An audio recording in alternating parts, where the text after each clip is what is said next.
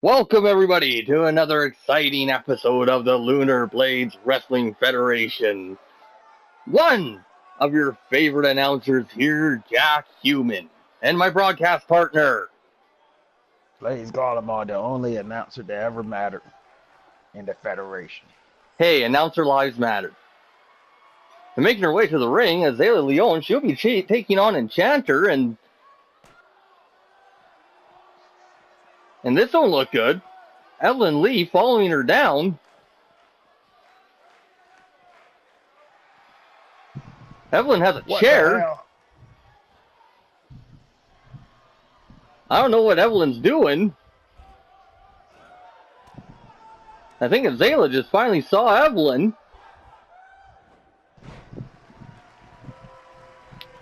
I think Evelyn was trying to do an attack on Azalea with the steel chair. That's the only time I've ever seen Evelyn fail at something, and that was just a tremendous one at that.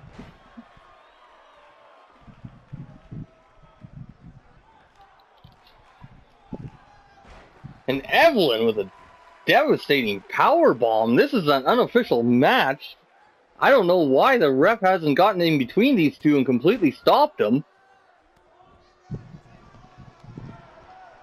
I don't think he knows any better. Looks like he's halfway trying to count the match and actually enforce rules. Well, he keeps on waving both of the competitors off, but that's about all he's doing.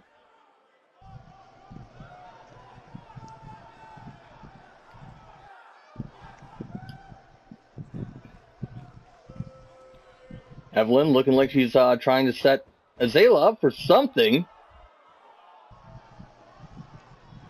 I definitely think Evelyn just made her presence known here. I think that she wants a shot at that LunarBlades championship.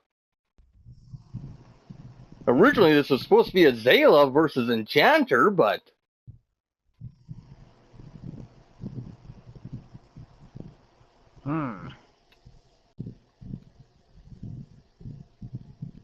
Strangely enough, I guess she might have a title shot coming soon.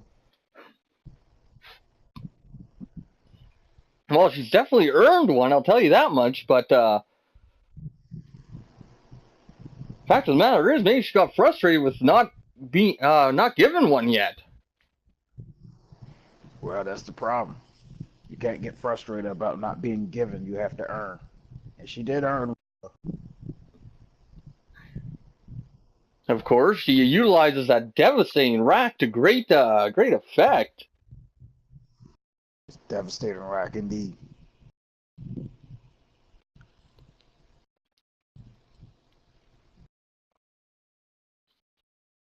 But that was so quick, I didn't even have time to do my endorsements.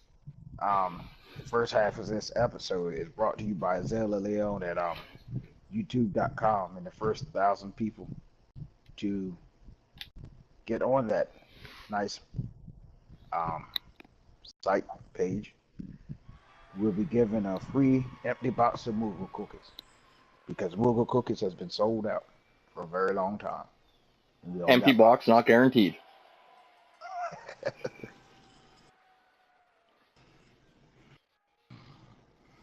But I do want to talk about something else. What is that? Extreme Stream Team Go, searchable someday soon on YouTube. A collaboration between many of your favorite LunarBlades. Like who? Well, there's Dog from Dog's House of Games. There's Raven from Raven Shadow 13. There's Azalea Leon, who you mentioned earlier, from Azalea Leon. Well, you better tighten your ass up. I'm sorry, I feel like it's something I've eaten. I might have a little touch of food poisoning. Might be affecting me a little bit.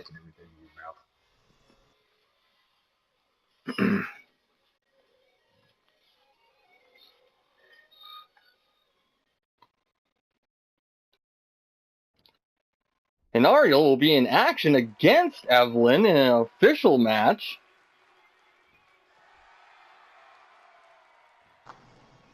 Well, I guess somebody's just a little wrecking ball today, isn't she? Well, Or so she we went just. after. Go ahead, you little sick. Want to be commentator? Go ahead. Go ahead. I'm sorry. What was that? I'm feeling a little green around the gills. Well, that's pretty much how your commentary resume is. It's a little bit green, so at least you're matching it there. I've done like 20 episodes of LunarBlades Wrestling Federation.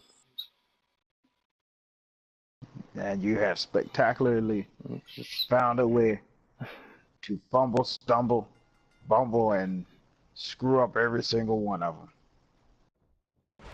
The best one was when our illustrious leader, Dog Engelbert Chambers, was out here just last week. That was the greatest Lunar Blades Wrestling Federation that we ever had, and that was just the first half, because you had to come and mess that up. Like running in here all late. Non-professional. well, as I've explained to you, had I been told the right time, I would have been here. And Ariel, I don't know what she was doing with Evelyn on the ropes there. Quite the size difference between these two competitors. It is.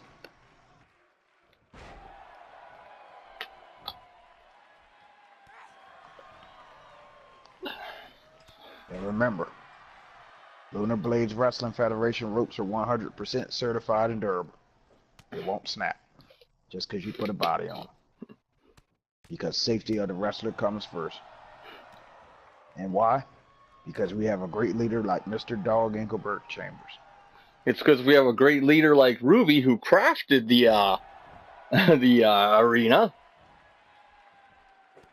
I do believe this arena was being used before Mr. Ruby was leader. So evidently, even if he did craft it, somebody had to pay him to do it. Just saying. If you'll go back and remember from past episodes way back, I mentioned that Ruby does all the crafting around here. Well, I have you know, even though you may believe that, I have one argument for you that will dispel everything that you know. Are you ready for it? Go ahead, Blaze. I asked you, are you ready? Oh, yes, absolutely. Suck it.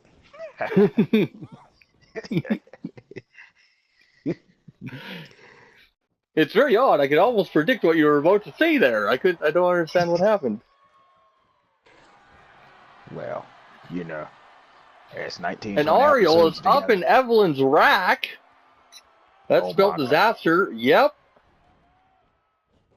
No! Ariel able to get out. We don't see that too often.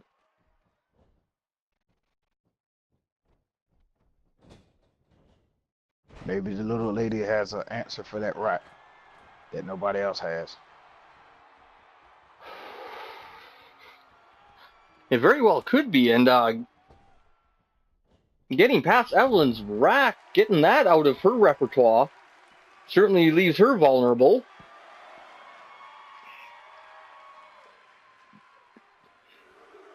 But I'm sure there still was some damage done. Absolutely, you cannot be held in that rack without being the same afterwards.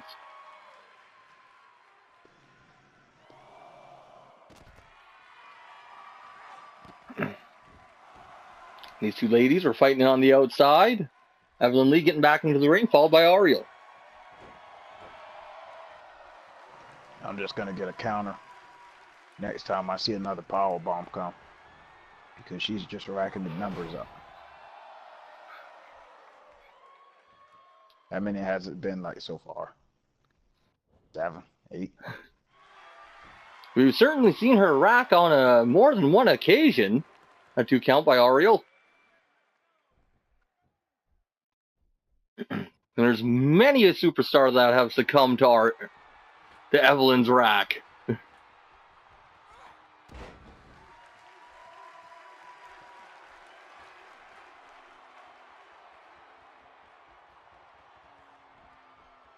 Not this one, even though she's been getting power bomb left and right. I don't know how she broke out of that rack. It doesn't make any sense.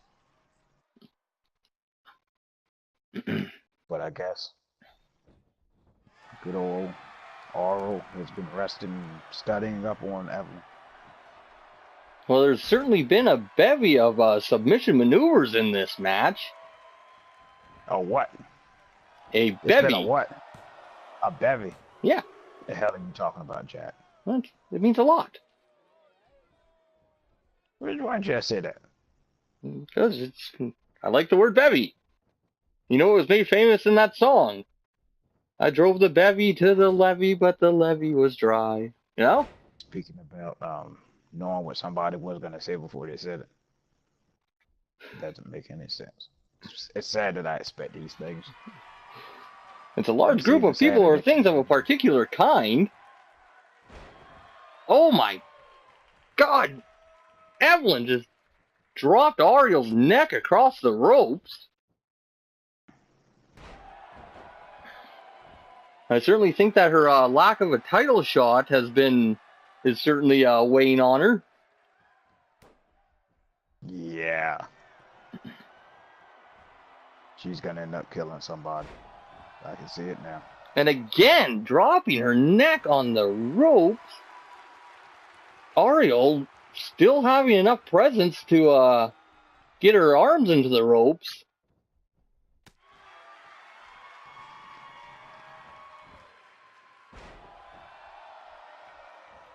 And once more, I would like to say, LunarBlades Wrestling Federation ropes are 100% durable, 100% certified, and they won't break. Well, I'm sure Ariel really wished that they would have broken there. Well, technically the rope did break. That pin. Haha. That is called rope break. Some high flying by Ariel going into the pin. And that's a 2 3/4. Now, if Ariel manages to beat Evelyn here, what kind of ramifications do you think that will put in Evelyn's chase for that title? I don't know what would happen, to be honest. As I've said earlier, Evelyn has definitely earned one. She has earned one. Of course, that Borderline's taking out all 4 other competitors, utilizing that rack of hers. And on her first night, she defeated Azalea, just coming straight in. But I would argue also, if Ariel manages to come out and beat her tonight, like she just did, Ariel utilizing some high-flying tactics to take down Evelyn tonight. She certainly got away from that rack. Maybe that's the key. I think that might be the key.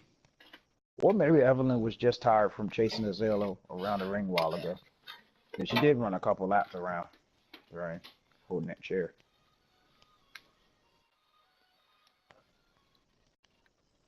I don't know what the ramifications from this match will be, but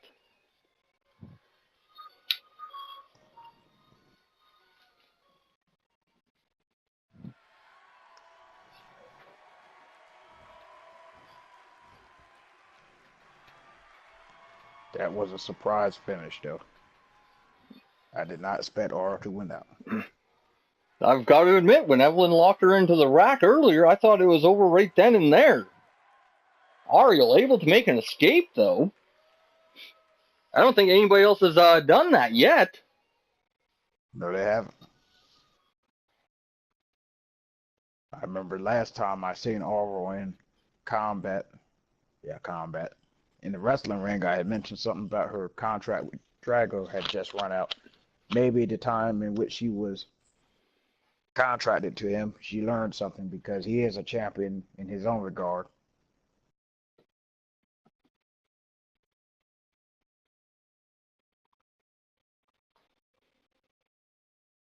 So maybe.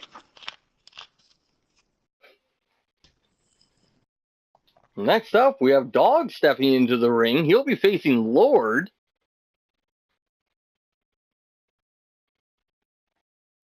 I believe you got it messed up there, Jack. What you should have said. Next up, we have our Lord Dog and great ruler of this federation stepping into the arena. He's come to grace us all with his presence and take out this little man before he goes back about his business. Well, it's not day-to-day operations. It's not Lord Dog, it's Lord X Hell Knight X, if you want his technical name. Now look, if you want to get technical, I still don't think those restraining orders have been cleared up yet. Oh yeah, it was great. You know what I did this morning? What was that? I went and got a coffee. Yeah, I could actually go into the coffee shop. What was the name of the coffee shop? Lala Bucks.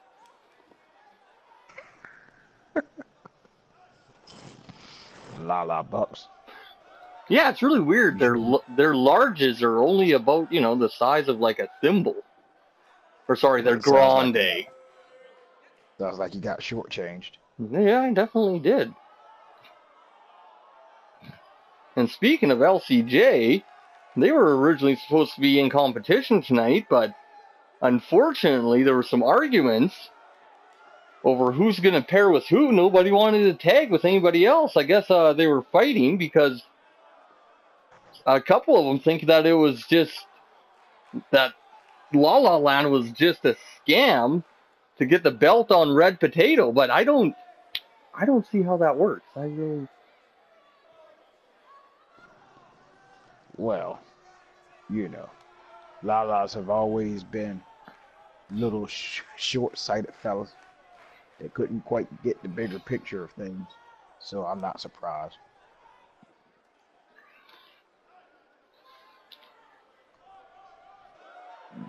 Well, it certainly turned into a situation. I've grown a list. It certainly turned into a situation that's had a short fuse on it, tell you that much. Short fuse. You're finally getting into damn spirit. Oh, what? Making those little short jokes. What little short jokes? What are you talking? Oh, you know the ones. Making fun of those lalas. You know what? It would be pretty short of me to make fun of lalas, okay? And I'm a bigger man than that. See, there you go. You're doing it again. Doing what? Yeah. I can tell by that little twinkle in your eye that you know what you're doing.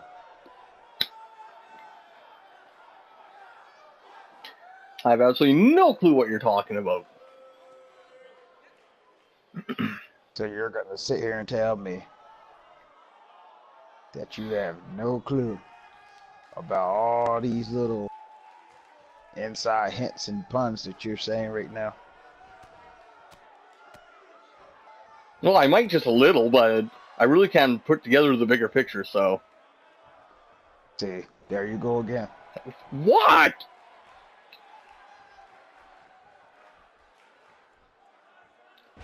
And Dog taking it to Lord. What'd you expect?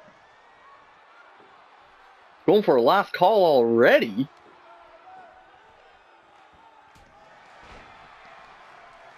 Well, he's a busy man. He has things to do. He doesn't have all night for this. Pin in the middle of the ring. Only day-to-day operations of the company go on.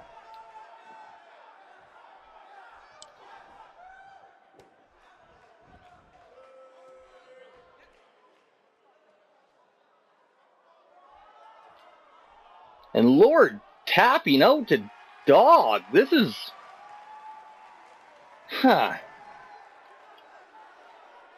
We can confirm that after the show last week, Dr. Octopus was counting a big pile of cash. And now this week, Lord, who's always been a hell of a competitor, has lost extremely quickly, and especially on a tap out at that. Well, he might be a extremely good competitor, but great fearless leader, Mr. Dog Chambers, is a hell of a dominator. So it's totally different classes there.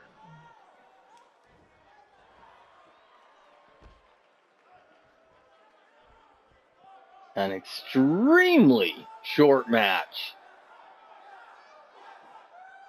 You're still doing it. Doing what? You know what you're doing. I have no clue what you're talking about. But that was a very quick match, and that was a very short half. Come on back for another part. I'll still be here. Blaze, will you? I guess I would be. Nowhere else to be right now, you know. I may have to take a bathroom break. My stomach is not feeling well. Ugh.